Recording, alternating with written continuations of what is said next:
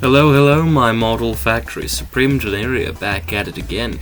And today we will be looking at, as well as releasing, this model of mine, Bearscrap. It's based off of a FreddleFrooby drawing. I believe I've showed it off in the thumbnails before. Originally I wasn't too fond of the design, but the more I looked at it, the more I actually realized I liked it a lot. So I decided to make it. I had tried once before, but it didn't work out so well. I wasn't as experienced as I am now, but all of that has changed, and I believe the results of my labor, I suppose you could call it, has turned out pretty well. I got the textures for this model, which, if it would render,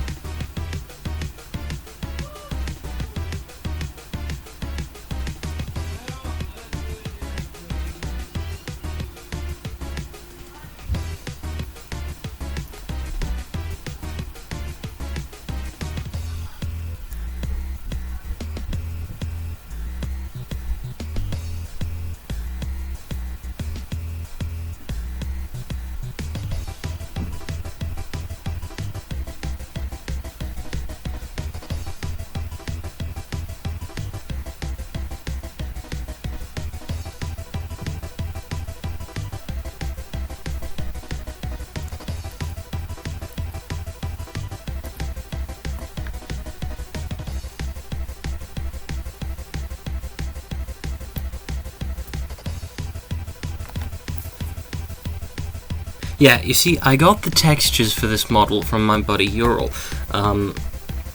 I edited them a bit to suit my needs a bit better, but they are, for the most part, almost entirely his. So, big props. He's very helpful, you know. I can't state that enough. Thank you, Urall. Anyway, let's get out of this view now. It's hard to do things in this. The hat's all shiny, it's nice and brown. I made sort of a framework for the head that attaches to this endo head, FNAF 4 style, because I think it makes sense. This is the skull in here. I had an idea, maybe it was like Henry or something, because alternate universe, sort of a character swap, whatnot. He is a bit withered, you don't usually see that. The torso is pretty big, and there isn't actually a lot of body mass in here, but I had good reason for that, because it's like that on the original Scrap Trap model, and I was aiming to replicate the style, accuracy, and whatnot.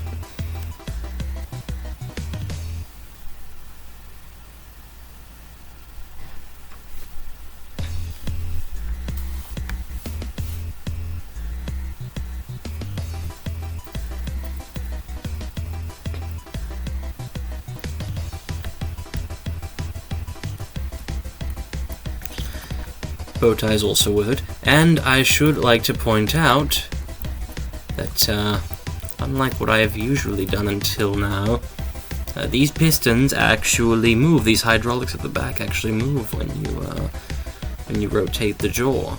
So I felt that was an extra little bit of detail that was that should have been added. Same goes for the corpse jaw. It moves with this endoskeleton jaw, from what I remember correctly.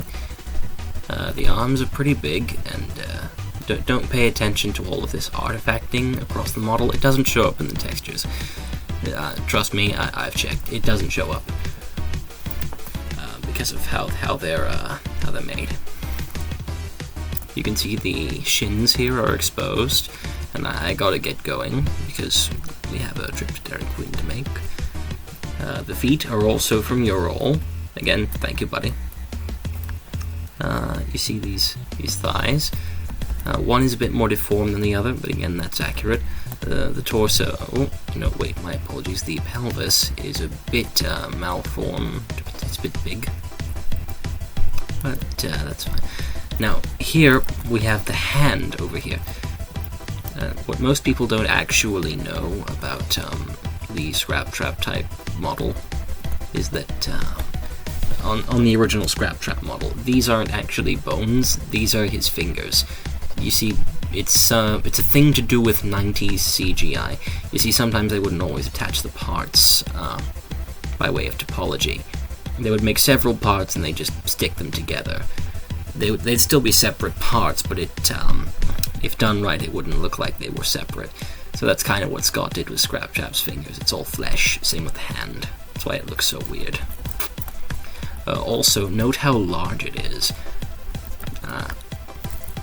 I don't know why it is so large, but I kept it anyway, and I think I like the way it looks. The hand's also pretty withered, note that.